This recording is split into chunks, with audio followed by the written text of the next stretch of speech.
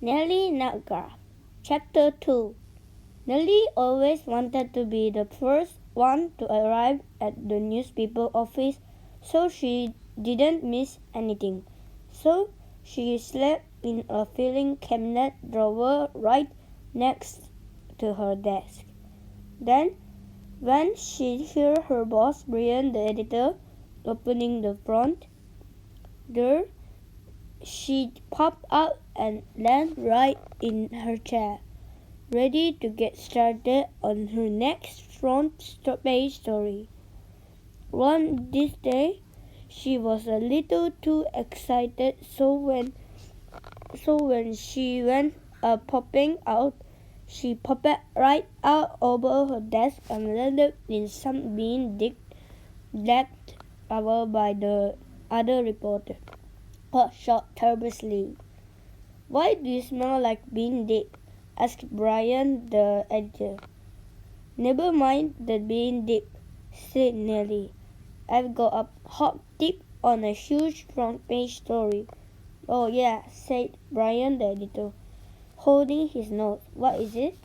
"Nevis and Claire have almost crossed the whole country," said Nellie. "Secretary, the Native American guy, told me she expected them to get to the Pacific Ocean this afternoon." "You're right, Nellie," said Brian the editor. "That is a huge front page story." "Great," said Nellie. And she started to tie up her hair with some used typewriter ribbon. "I get over then right away. I can't wait to ask Secretary what." "Sorry, Nellie," said Brian, the editor, checking his clipboard, "but this is Hotshot Turboski's story." "Ha!"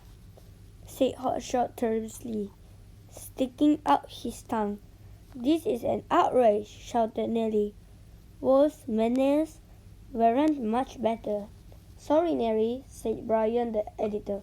"The Turboski has been covering Lewis and Clark ever since they started out from a Burger King in St. Louis 2 years ago." "It's his story."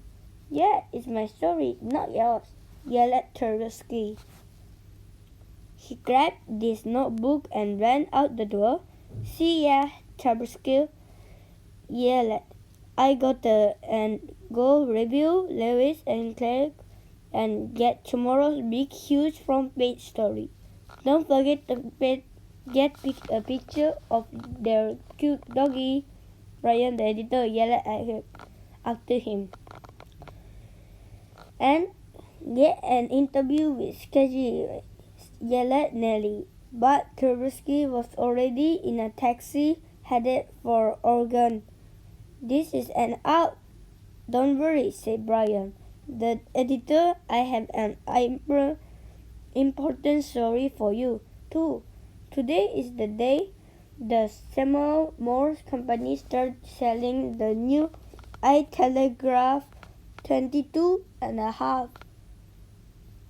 "Who cares?" snapped Nellie. "A lot of people care," said Brian, the editor. "Everybody has an intelligence in their pocket nowadays," he said. "Yeah, that's the problem," said Nellie. "Everyone who wants one already has one. But this one's even smaller," said Brian the editor. "But that's not big news. You can't push that on the front page." "I'm not," said the Brian editor. "I'm going to put on page 57. 57? gasped Nellie in horror. "But that's where the underwear go." "Yep," said Brian, the editor.